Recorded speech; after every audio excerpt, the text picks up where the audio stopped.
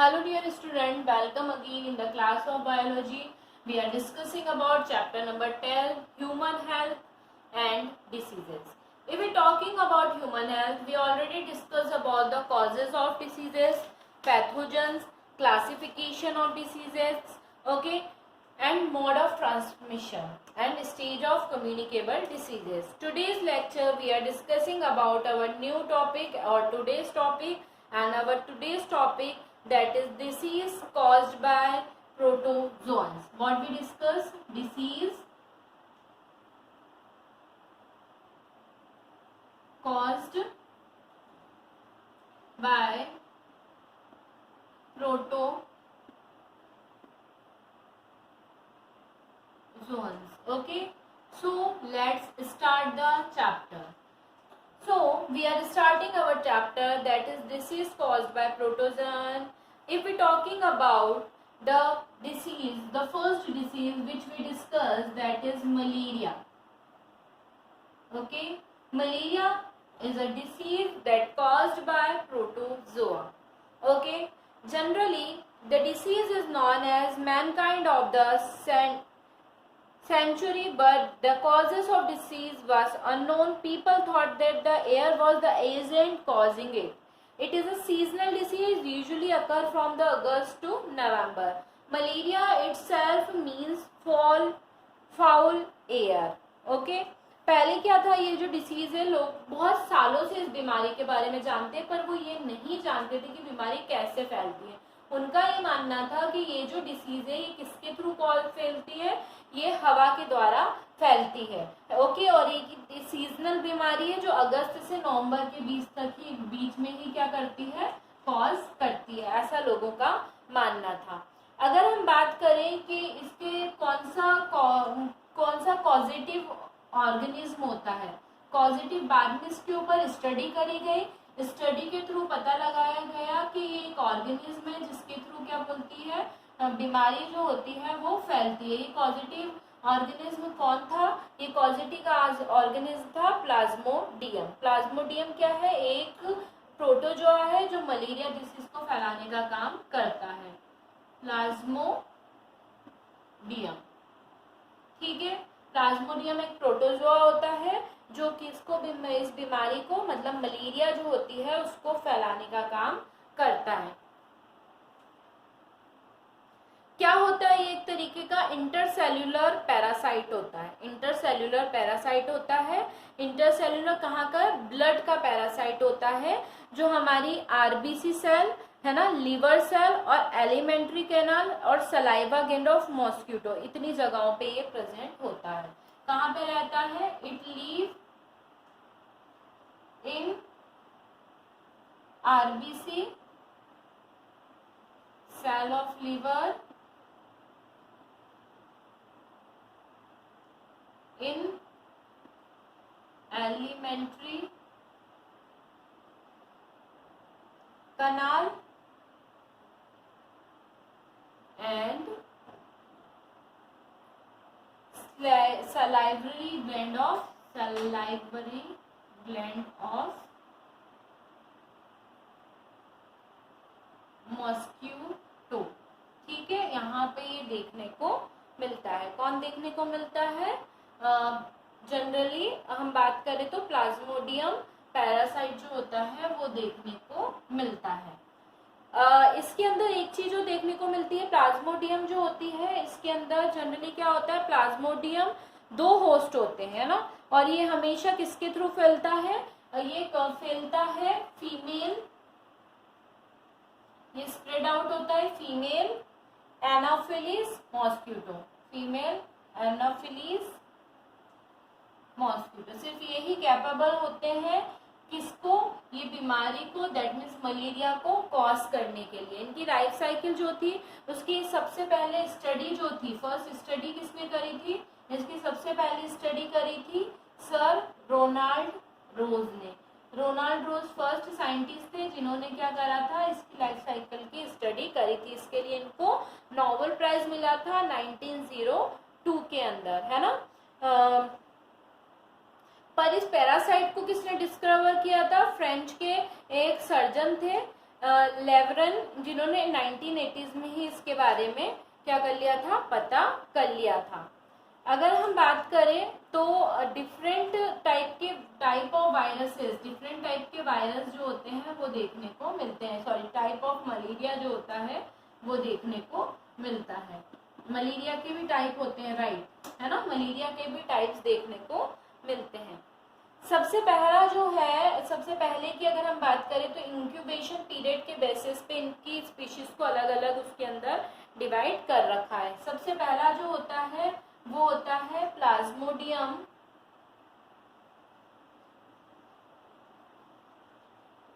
Malaria, ठीक है, जो बहुत कॉमन मलेरिया है जिसके बारे में हम स्टडी करते हैं। ये जो थे इनका इंक्यूबेशन पीरियड होता है 28 से 30 डे का। कितना, 28 से 30 डे इसका इंक्यूबेशन पीरियड होता है, 28 से 30 डेज के बीच का।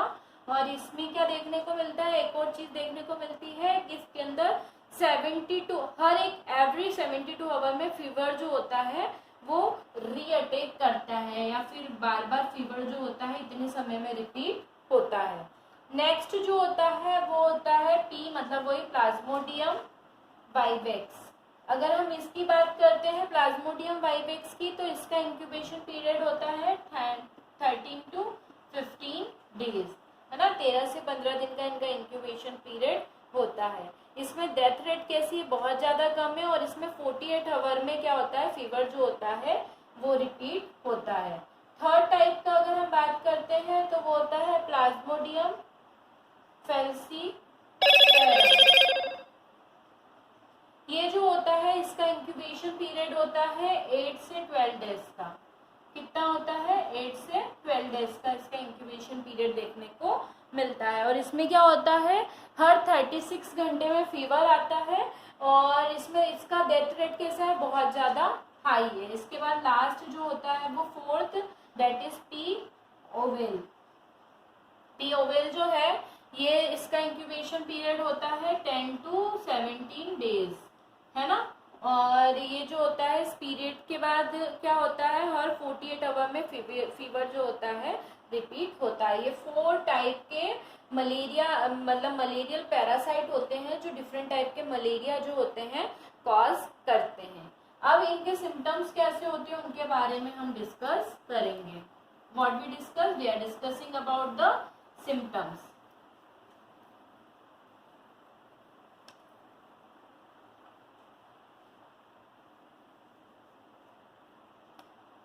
चलिए हम बात करेंगे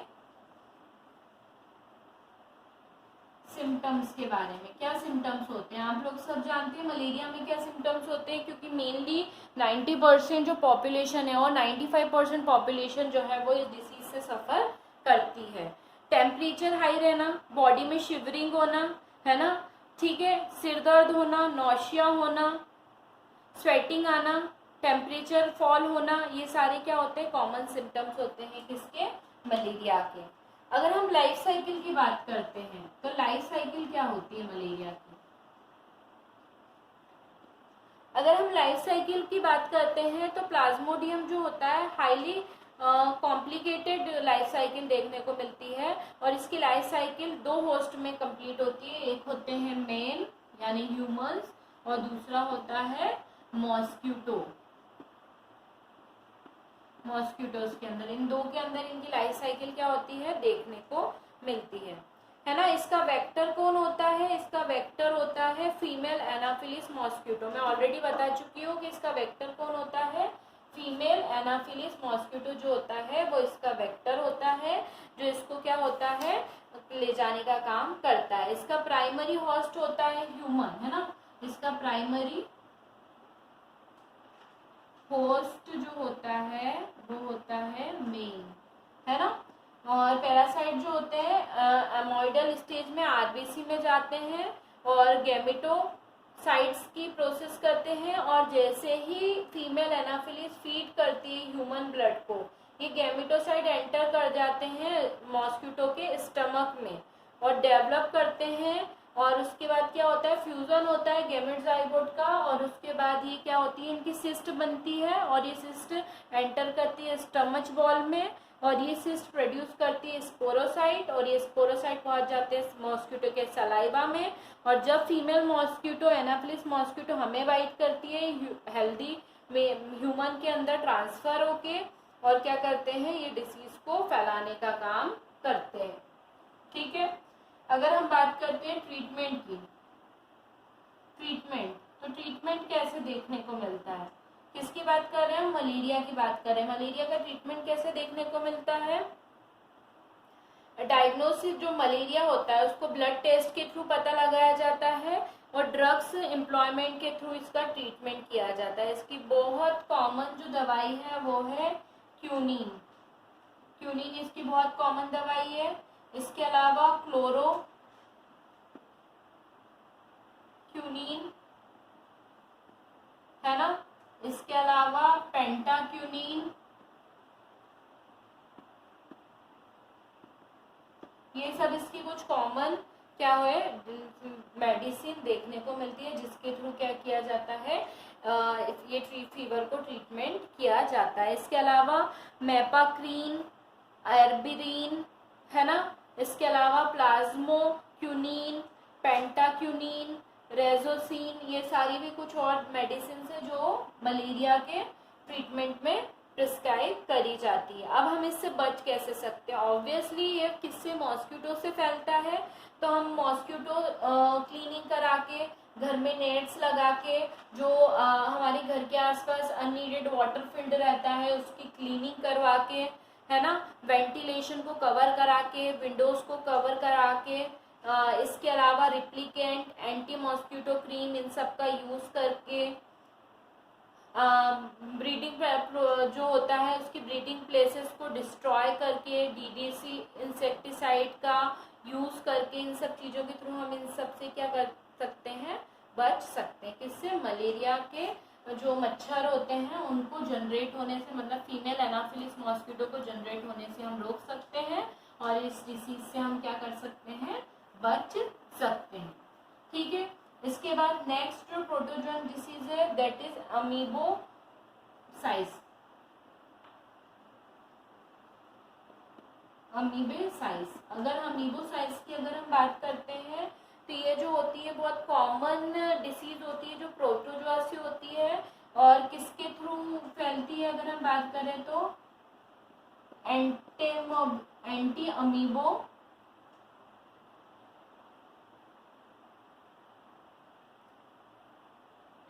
अमीबिया हिस्टोलाइटिस,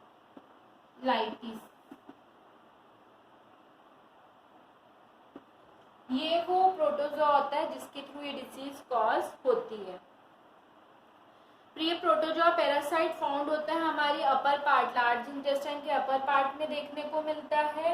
और अगर हम इसकी बात करते हैं तो ये क्या होता है, इसके अंदर डायरिया, डायस्टेरी, इन्फेक्शन ऑफ लीवर मतलब हेपेटाइटिस, लीवर एबेस्कस मतलब पस पड़ जाना लीवर में, ये सारे देखने को मिलते हैं ह्यूमन के अंदर। और ये स्प्रेड किससे होती है, contaminated water, contaminated food, cooked जिसके साथ पैरासाइट हमारी बॉडी के अंदर एंटर कर जाते हैं। अब इसके सिम्टम्स क्या होते हैं, मैं आप लोगों को बता चुकी हूँ, डायरिया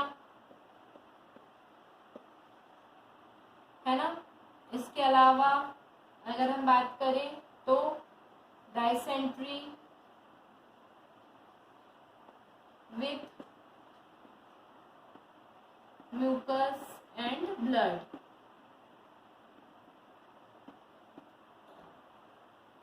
ठीक है, अगर हम इसके ट्रीटमेंट की बात करते हैं तो टेम्परेरी रिलीफिंग है ना के लिए क्या दिया जाता है, कुछ ट्रीटमेंट के लिए डिहाइड्रो एमेटिन, चिनोफॉन, वायोफॉर्म, ओरियोमाइसिन, ये सारी कुछ ट्रीटमेंट के लिए दवाई दी जाती है। प्रिकॉशन हम कैसे रख सकते हैं, पर्सनल हाइजीन रख के टाइम पे सोप से हाथ जो धोएं, हमारे नेल्स क्लीन रखें, उन्हें कट करते रहें, बॉइलिंग वाटर पी के, कच्चा खाना ना खा के, है ना। कम्युनिटी हाइजीन ऐसे रख सकते हैं कि जो वाटर सप्लाईज होते हैं उसमें उसकी क्लीनिंग का ध्यान रखा जाए, सेफ डिस्पोजल किया जाए फीसिस का, प्रॉपर सैनिटाइजेशन किया जाए ओपन ड्रेन या स्ट्रीट रोड्स का, है ना। ये सारी तरीके से हम इस डिसीज से क्या हो सकते हैं, बच सकते हैं। नेक्स्ट जो डिसीज है वो, नेक्स्ट डिसीज की अगर हम बात करते हैं तो हमारी नेक्स्ट डिसीज है स्लीपिंग सिकनेस, या फिर हम इसको बोलते हैं टाइपेनोसोमेसिस।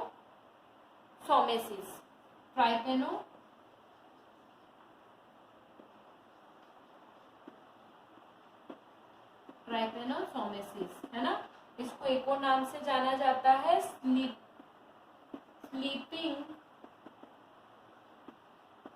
सिकनेस, इस नाम से भी इसको जाना जाता है। इट मोस्टली सीरियस डिसीज जो किससे होती है, प्रोटोजोआ से होती है। कौन सा प्रोटोजोआ होता है ये जो इसे कॉज करता है, दैट इज ट्राइपेनोसोमा। ये प्रोटोजोआ होता है जो इस डिसीज को क्या करता है, कॉज करता है। इसकी भी लाइफ साइकिल दो उसके अंदर कंप्लीट होती है, मतलब दो पैरासाइट के अंदर कंप्लीट होती है। किस किस के अंदर होता है, इसका प्राइमरी हॉस्ट जो होता है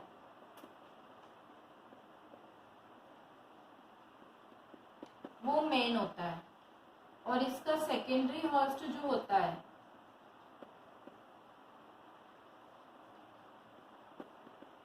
वो कौन होता है, और ब्लड सीकिंग इंसेक्ट होता है, और ब्लड